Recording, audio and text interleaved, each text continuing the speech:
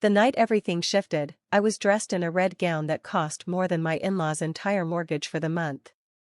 They had no idea, of course. To them, I was still the struggling artist who had, in their eyes, ensnared their beloved son, Thomas. I'm Rebecca Jang, and for the past 2 years, I had allowed my husband's family to believe I was an artist scraping by in their high society world. But the truth? I secretly ran Jang International, one of Asia's leading tech companies, a fact I kept hidden from everyone until tonight.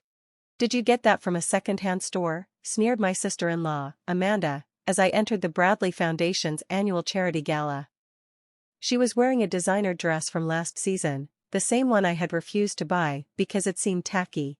Something like that, I replied, adjusting my fake diamond necklace that was actually my grandmother's, and worth more than Amanda's entire closet. Then came my mother-in-law, Eleanor Bradley, swooping in like a hawk. Rebecca, darling, she said, dripping with sweetness, you really should have let us buy you a proper dress for tonight. We can't have people thinking the Bradley family doesn't take care of its own. That's thoughtful, but I'm quite happy with this, I replied calmly. Over the years, I learned that my composed responses irritated them far more than any outburst could. The Bradleys were a family of old money, or at least what they thought passed for old money. Their company, Bradley Investments, managed a small portfolio of about $50 million. They lived comfortably, but it was nothing compared to the billions that Jang International was worth. I didn't care much for wealth, but the irony of their constant jabs about my supposed poverty never failed to amuse me. I spotted Thomas across the room, speaking to potential investors. He caught my eye and winked. Thomas knew everything about my true background. He was the only one who did. We met at a business conference where I used a different name, and he quickly pieced together who I really was. Instead of being intimidated, he found it intriguing. We bonded over late-night talks about business strategies and our mutual love of terrible sci-fi movies. I don't get why you let them treat you like this, he'd said early on. I want to know who people truly are, I replied. Money changes everything. I learned that the hard way in my first marriage. Ah yes, my first marriage, something my in-laws never let me forget. Eleanor would gossip at parties, making it sound like some scandalous disease. The gala was in full swing when everything began to spiral.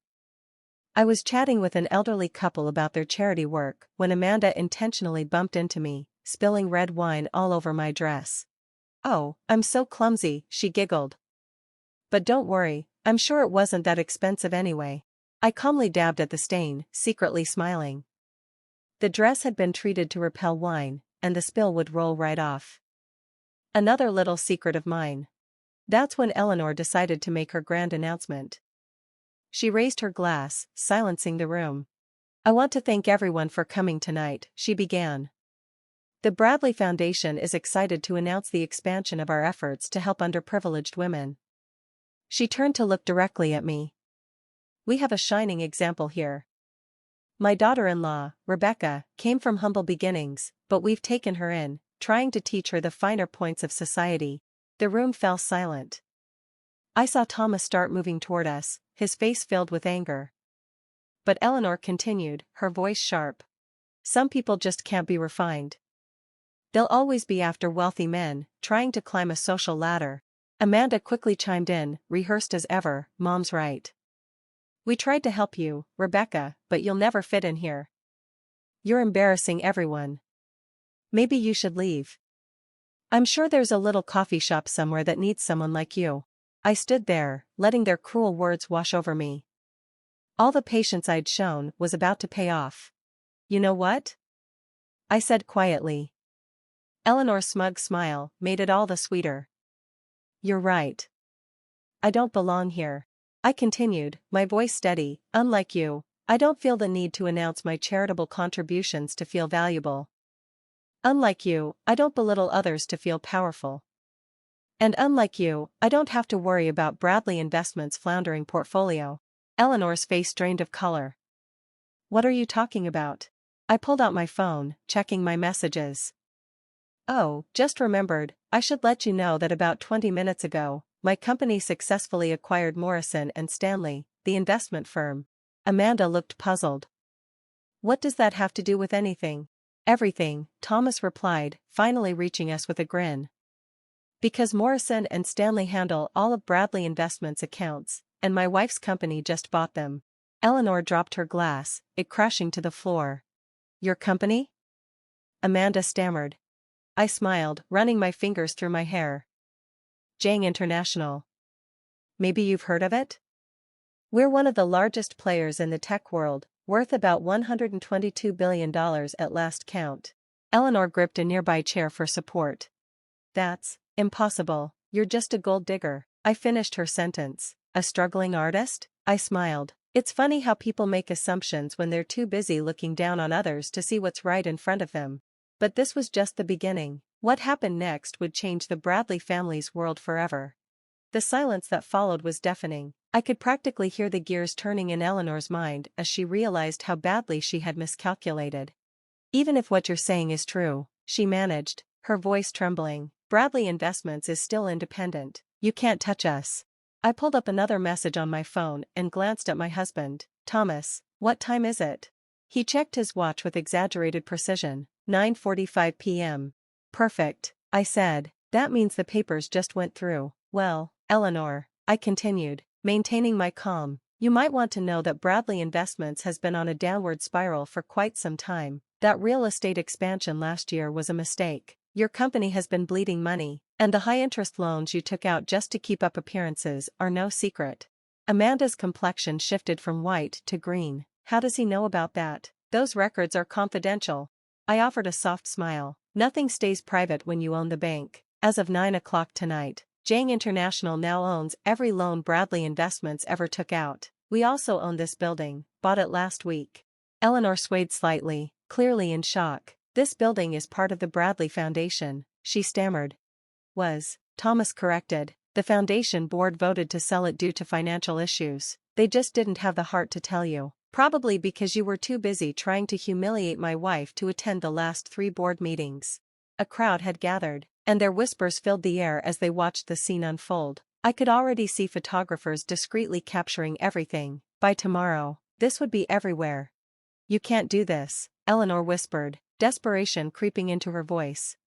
I raised an eyebrow. Family, Eleanor? Let's talk about family. For 2 years, you've called me a gold digger every chance you got. You've sabotaged my charity work, spread lies about my past, and even tried to set Thomas up with other women. Tonight, you deliberately tried to embarrass me in front of everyone who matters in this city's philanthropic circle. Is that how family treats family?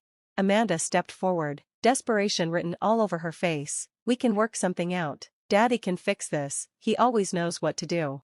Your father already knows, Thomas interjected, his tone firm. He approved the sale. He's known about Rebecca's identity for months and tried warning you both, but you refused to listen. Eleanor's eyes filled with disbelief and anger. Richard would never go behind my back like that. Actually, Eleanor, I would. A new voice interrupted. Richard Bradley, Thomas's father, appeared from the crowd, looking resolute but weary. I've spent years watching you and Amanda use money to hurt people, thinking wealth made you superior. When Thomas told me the truth about Rebecca, I saw a chance to finally teach you both a lesson.